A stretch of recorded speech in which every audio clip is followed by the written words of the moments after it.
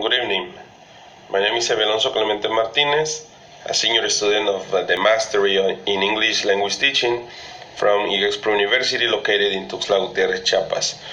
And this time, I'm going to have the opportunity to explain briefly about a topic that is becoming very popular in education stream, and it's called CLIL, for its acronym Content Language Integrate Learning, starting from its history and definition to how we should apply this method in our classroom. We want to start briefly with a little bit of history and its policy. Just remember when was the boom in the 90s, but if we go back 3,000 years ago, we want to find the Sumerian using this method, also the Romans, and if we move a little forward, we want to find that in the United States of America, the language policy was that each native language speaker, they should speak more than one language.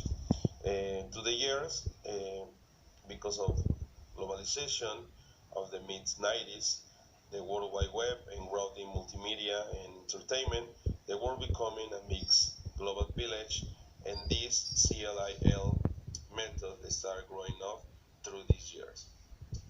We want to move forward and try to define the meaning of CLIL, and but if we go and Google this method, where involve different kinds of subject to the methodology of language teaching, we're not only going to find it as CLIL, and we want to find it like other names like content-based instruction, CBI, or English as an additional language, EAL, and or also we want to find it as LAC, language across the curriculum. We want to talk a little bit of curriculum and the content, and but let's start with the definition of content language integrate learning, which is a dual focus educational approach in which an additional language, which is now the L1, is used for the learning and teaching of both content and language, with the objective of promoting both content and language mastery to predefine the levels. As I said before, it's not a new method, but it gets focused in an educational approach in the additional language. The teaching and learning of content of the target language will be L2, right? In the additional language, other than the first or home language or mother tongue. When we talk about the content in CLIL, it is important to mention that the content need to be just academic. It can include any topic, theme, or non-language issue of interest or importance to learner. Also, we need to appropriate use the language taught